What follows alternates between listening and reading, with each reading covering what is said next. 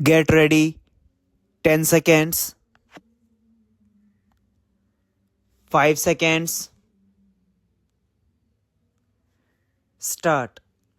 Mr. Chairman, sir, at the very outset, let me express my regrets that there is such a delay in replying to the debate on the rise in prices.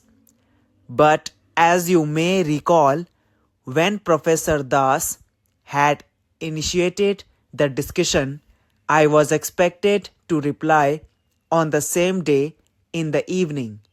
But since a number of speakers were to make their speeches, I had my difficulty as I had to go for the meeting of the World Bank and IMF to plead the case of the developing countries.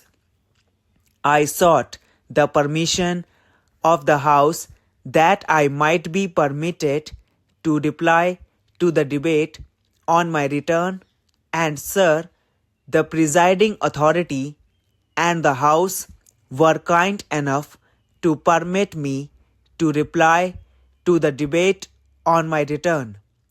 I propose to give an elaborate reply to the various points of view which were expressed by various members. Let me assure this House at the very outset that though I was not present during the speeches of some of the members of the House, I have carefully gone through the record of the entire proceedings of this debate, and I have taken note of various suggestions and the concern expressed by the members.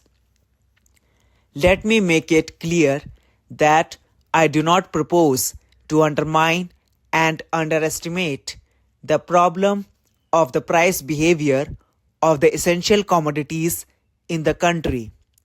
I also deeply appreciate the serious concern expressed by members on both sides of the House regarding the price behavior of various commodities. They have made concrete and constructive suggestions to check the rise in prices. I shall take note of it and also try to place before the House the viewpoint regarding various steps that are being taken. In the beginning, let me point out to the House that before the behavior of the price manifested itself in a particular form, the House should consider the various constraints that existed while we tried to conduct and manage the economy in a specific direction. On 1st December 1989, unfortunately, the deficit was of the order of rupees 13,800 crores, and by the end of December, it was of the order of rupees 11,800 crores. The House may recall that in the last budget, the deficit projected was of the order of rupees 7,300 crores. There was a substantial rise. By the end of November 1982, the foreign exchange reserves were only rupees 5,000 crores, and the balance of payments position in 1989-90 was of the order of rupees 7,700 crores in terms of trade deficit. The inflationary rate at that time was almost 8%. That is, on the annual basis, under these constraints, we had to start functioning, and as a result of that, certain pressures on our economy were visible right from the very beginning. Sir, I would like to refer to the post-budget situation. I cannot pass on the entire responsibility and burden on what happened in the previous government. I must fully take up the responsibility of the post-budget situation, and I would like to place before you what were the alternatives that were available in the face of such an alarming situation when the country had to face various severe financial and economic constraints.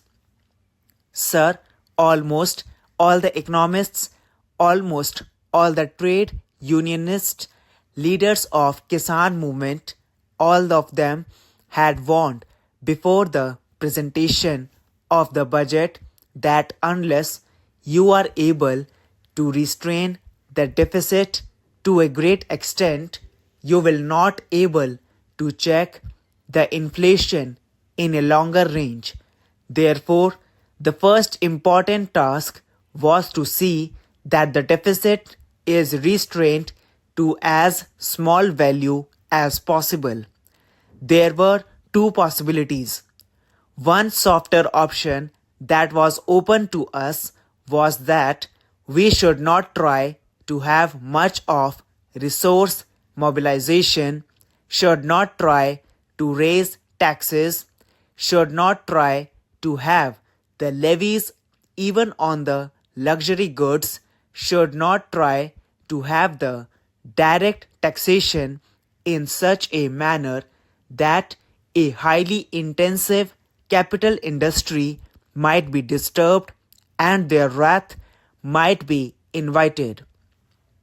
Then our job would have been to see that we should not have much of resource mobilization and on the other hand try to allow deficit to expand.